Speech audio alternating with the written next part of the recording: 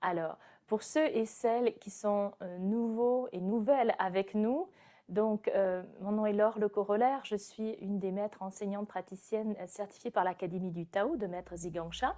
Et quant à moi, je suis d'origine française, je suis française et j'habite au Canada depuis plusieurs années déjà pour justement servir l'organisation de Dr et Maître Zhigang Sha. Donc, nos détenteurs de lignée guanine servent Kuan Yin par le magnifique mantra du Da Beiju. Donc j'ai préparé avec l'équipe des acétates, je vais commencer à les partager dans un instant. Alors qui est Kuan Yin?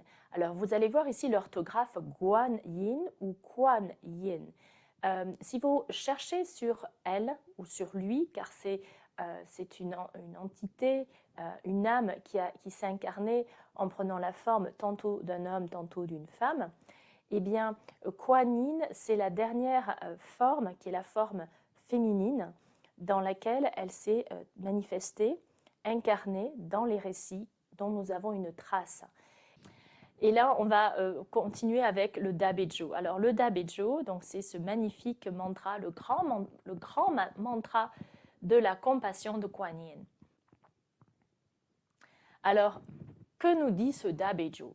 Alors, on va regarder les premiers Bouddhas, les déités, les Bouddhas, les Bodhisattvas, les dieux de ce Da Beiju.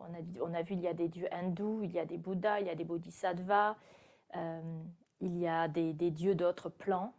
Et la première ligne nous dit Nanmo Hela Danu Dolaye Ye. Donc ce long nom, c'est le première déité, donc il y a une photo, c'est sa représentation. D'où viennent ces représentations? Eh bien, viennent de l'œil spirituel. Lorsque le Da Beiju a été transcrit, c'est une représentation par l'œil spirituel ou le troisième œil. À quoi ce Dieu ressemble? Eh bien, pour ça, il nous faut l'œil spirituel parce qu'on veut regarder sur le plan spirituel.